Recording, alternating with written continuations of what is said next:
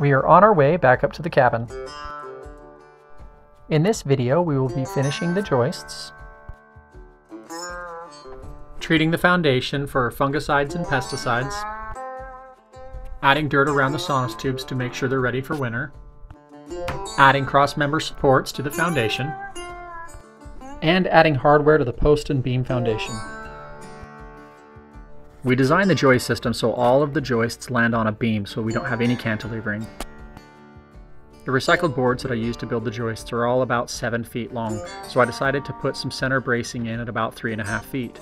Because I did the joists at 16 on center, my center braces are about 14.5 inches long each.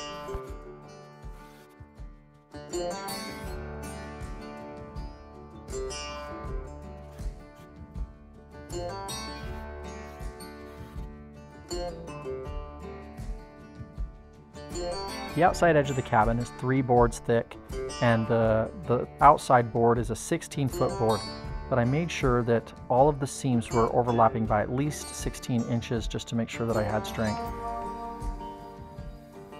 When I filmed this video, I was actually running really low on screws.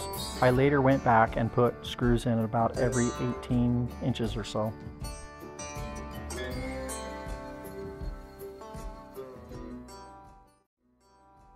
Okay, so we uncovered some of our beams and found this.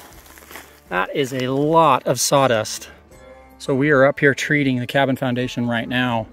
I don't know if this is termites or if this is carpenter ants. I'm not experienced enough to know, but we are putting a product down called Timber Care, I think that's what it's called, that is supposed to be a once-in-a-lifetime treatment to protect these boards, because wow, that is a heck of a lot of sawdust to come out of these boards. Could really compromise the integrity of these boards. So I'm going to get over here and spray each one of these beams, try to roll them around and spray all 4 sides. That should prevent any further damage. So I have this pile to do. And then up at the cabin foundation, I probably have another 8 or so beams that same size that I got to do. And then I just uncovered this pile as well. These big 20-something foot beams. Found the same kind of thing. See, these to me look like ants. Yeah, see, there's ants running around in there. So it looks to me like this is not termites, but probably some kind of carpenter ant. These big mountain ants. I gotta spray all these boards. And then I got a whole bunch of boards up there. I got 2 or 3 more piles of wood I need to figure out. Got a lot of treating to do to stop these crazy ants.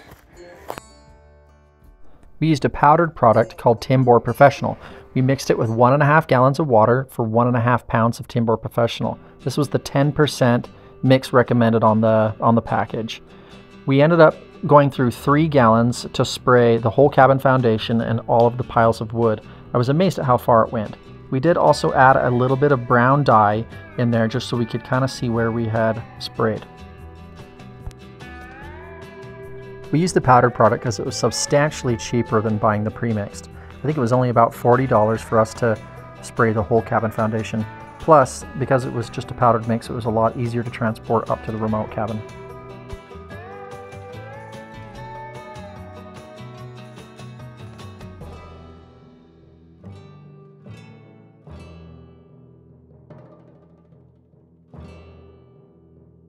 We've been back to the cabin property multiple times since we've sprayed, and we've noticed that the ants are completely gone. The product has worked awesome. We'll put a link in the description if you're interested in getting this product.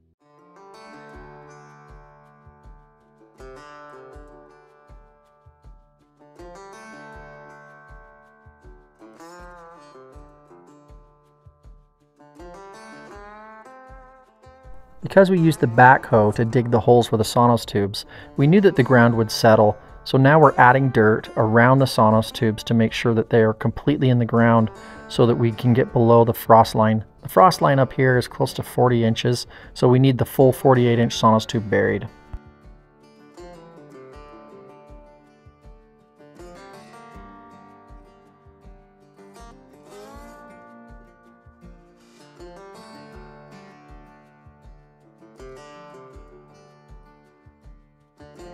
If I'm cutting in this way, then point that way. So point wherever I need to go, Okay. not where I'm going. Okay. On the north side of the cabin here, as I was cutting off the beams, I noticed that the post was sticking out about an inch farther than the foundation on the two corners. This is completely fine, as I still have to add the third layer around the joists. Plus, this is going to be the side the deck will be attached to, so it gives me a nice anchor point.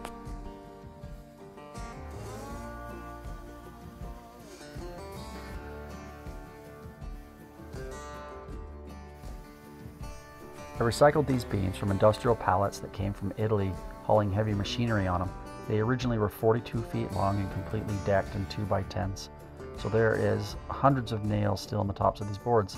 Right as I was cutting this board, I noticed that I hit a nail. The only way to get the tops off of these pallets when I was breaking them apart was to cut the nail heads off with a sawzall and then hit them with a hammer to push the rest of the nail down deeper into the wood so it wasn't sticking out. So every once in a while I get a nice surprise and ruin my chainsaw blade.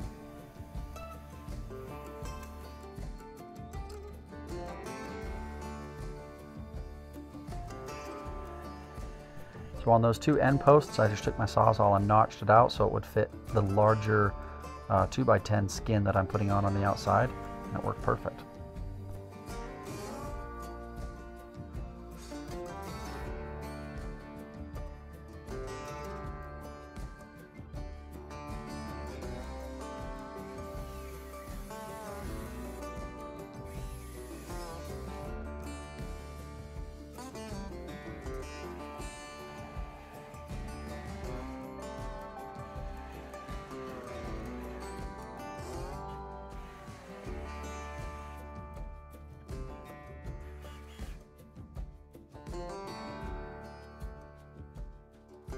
Whenever I'm building any kind of horizontal structure, I always want to make sure that the board is crowning.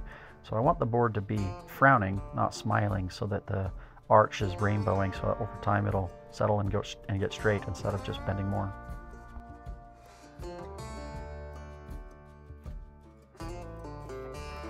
From breaking apart the industrial pallets, I have hundreds and hundreds of bolts. Most of them are 1/2 inch or 3/4 inch heavy-duty bolts. So I'm also going to go through and add bolts about every 4 feet around this foundation, so it's not just relying on screws. Although I did add a lot of screws, adding 2 about every 16 to 18 inches.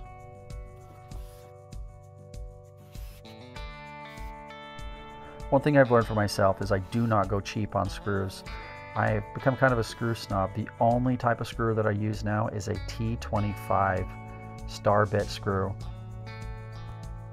I have found with this screw that I have very little tear out, so the bits last a very long time.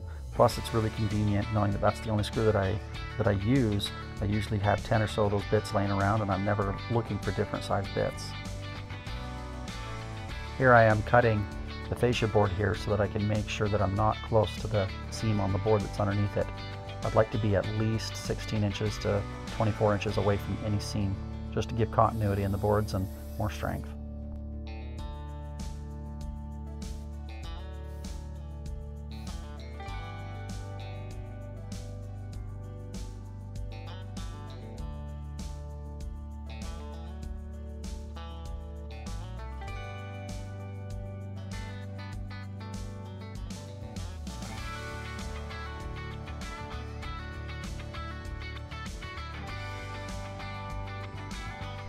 On this last outside board, it had a little bit too much crowning, so I put a screw in each end, and then I put a screw in the joist behind it so I could use my hammer as leverage to pull it down right where I needed. It's great doing it this way because it frees up your other hand so that you can put a screw in to hold it in place.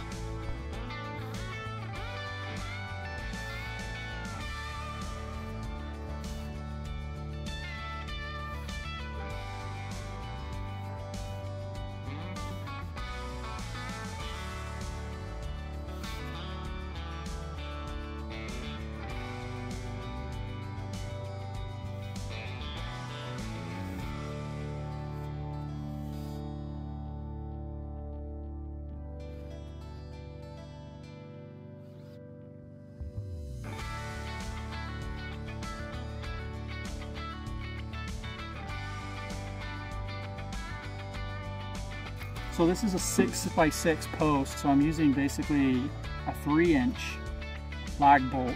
I don't remember the dimensions. 3/8 or something. Anyways, I'm using a 3-inch bolt to go in, and sometimes they do hit each other, so I try to offset them just a teeny bit so they don't hit each other. If they do, I can use that hole and actually put a lag bolt all the way through it, which I have here at the cabin. But so far it hasn't been an issue. They've been holding great. So, and I do put a washer on it, just really to prevent it from tearing up the metal or slipping through. You know, I want it to be a nice tight fit for years.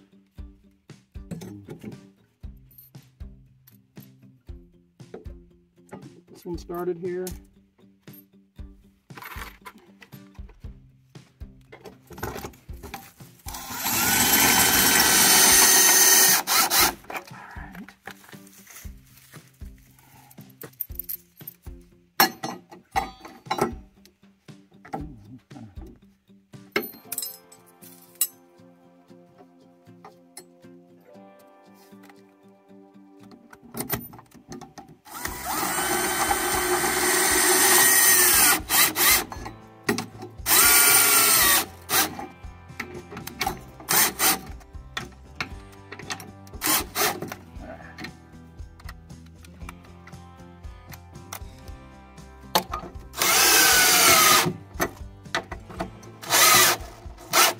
Move that post and got it more centered where it's supposed to be. All right, now I'll throw 2 on the inside.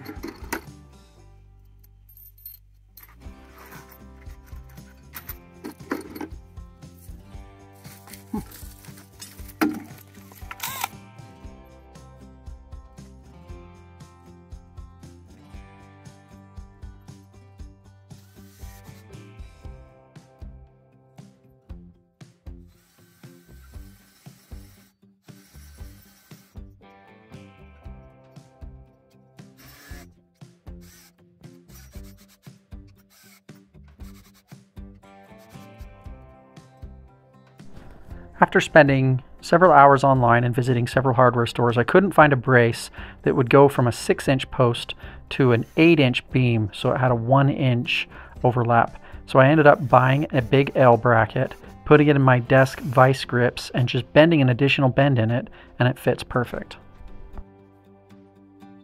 A couple years ago, when lumber prices got really high, I spent the winters breaking apart a whole bunch of industrial pallets for refrigerator units, and I had a whole bunch of these 4x4 posts left over from what I didn't sell. So I cut these at a 45-degree angle on both sides and brought them up to use as my crossmember support. Now that screw is going to be way back up around like there, but that's good that it'll be in that deep. Now it'll create a nice strong. So I'm gonna, or I thought about drilling it up in an angle like that. So I could start it like right there and drill up. That might be better. Yeah, probably.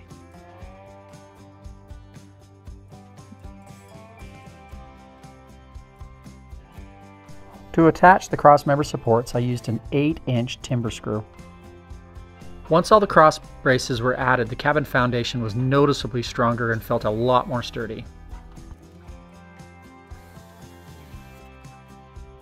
Thank you for watching as we strive to make our dream come true of having a cabin in the woods. In our next video, we will be putting down radiant barrier and floorboards. Please remember to like and subscribe.